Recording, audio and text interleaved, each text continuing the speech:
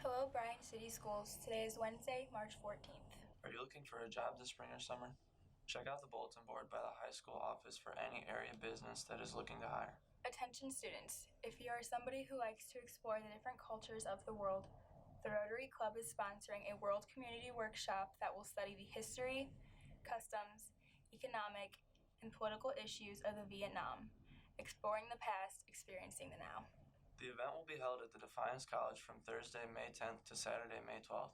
If you're interested in expanding your cultural knowledge in a world that is rapidly diversifying, please see Mr. Niese by Friday, March 23rd to apply. Drivers, please remember, when pedestrians are in crosswalks, you must yield and/or stop for them.